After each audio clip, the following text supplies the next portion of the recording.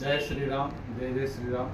ఈ వీడియో చూస్తున్న అందరికీ ఉపాధ్యాయ దినోత్సవ శుభాకాంక్షలు. ప్రపంచంలో ఉన్న గురువులందరికీ ఉపాధ్యాయ దినోత్సవం. గురువుతో పాటు తల్లికి తండ్రికి కూడా ఉపాధ్యాయ దినోత్సవ శుభాకాంక్షలు. తల్లికి తండ్రికి ఎందుకు ఉపాధ్యాయ శుభాకాంక్షలు చెప్తున్నాను అంటే, తెలుగులో ఒక చిన్న వాక్యం ఉన్నది. తల్లి, తండ్రి, గురువు, దైవం అనే ఒక చిన్న వాక్యం ఉన్నది. ఆ వాక్యాన్ని ఇప్పుడు మీకు వివరిస్తాను. ప్రతి బిడ్డ, ఆడబిడ్డ అయినా సరే మగబిడ్డ అయినా సరే, తన తల్లి గడుపులోంచి తన తల్లి నవమాసాలు మోసి తను పునర్జన్మను పొంది ఒక బిడ్డకు జన్మనిస్తుంది. కాబట్టి తల్లికి మొదటి స్థానం. మనకి జన్మనివ్వడంతో పాటు మనకి కనీస మంచి చెడులు ఈ ప్రపంచాన్ని పరిచయం చేసే తల్లి, కాబట్టి తల్లికి మొదటి స్థానం. తండ్రికి రెండవ స్థానం ఎందుకు ఇస్తున్నాము అంటే, బిడ్డ పుట్టిన దగ్గర నుంచి బిడ్డ పెరిగి పెరిగి పెద్దవాడే, ఉద్యోగం వచ్చి స్థిరపడే వరకు మంచి చెడులన్నింటినీ నీ వెనక నేనున్నాను అని మనకు ధైర్యాన్ని చూపించేవాడు తండ్రి. కాబట్టి తండ్రికి రెండో స్థానాన్ని ఇస్తారు. గురువుకి ఎందుకు మూడో స్థానం ఇచ్చారు అంటే, గురువు అనేవాడు ప్రతి విద్యార్థికి జ్ఞానాన్ని ప్రసాదిస్తాడు.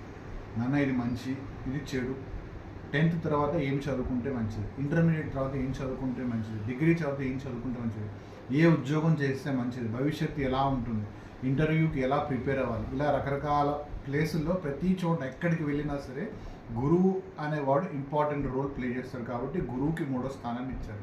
మరి అన్నిటికన్నా ముఖ్యమైన దైవానికి 4వ స్థానం ఎందుకు ఇచ్చారు అంటే, దైవం అనేవాళ్ళు మనకి తండ్రిని ప్లస్ గురువుని ప్రసాదించాడు. కాబట్టి మనం దైవాన్ని భక్తితో పూజించాలి. శ్రీకృష్ణ పరమాత్ముడు అంతటి వాడే, రాముడు అంతటి వాడే ఒక తల్లి గర్భాన జన్మించి తల్లిదండ్రులకి కృతజ్ఞత రుణపడి ఉండి తాను కూడా ఒక గురువు దగ్గర శిష్యుడు పొందినవాడే. కాబట్టి దైవానికి 4వ స్థానం. మనం దైవాన్ని ఆరాధించాలి, భక్తితో పూజించాలి, దైవాన్ని ప్రేమించాలి. దీంతో పాటు ఇంకొక చిన్న పదం చెప్పి ముగిస్తాను. మాతృదేవోభవ, పితృదేవోభవ, ఆచార్య దేవోభవ, అతిథి దేవోభవ అంటారు.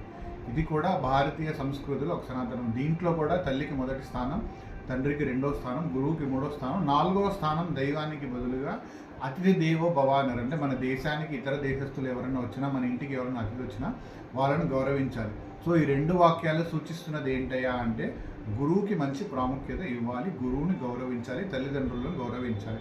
ఇవన్నీ మన సనాతన ధర్మాన్ని యొక్క మూలాలు. సనాతన ధర్మం అనేది ఒక మంచి. సో అందరూ సనాతన ధర్మాన్ని ఫాలో. జై శ్రీరామ్, జై జై శ్రీరామ్.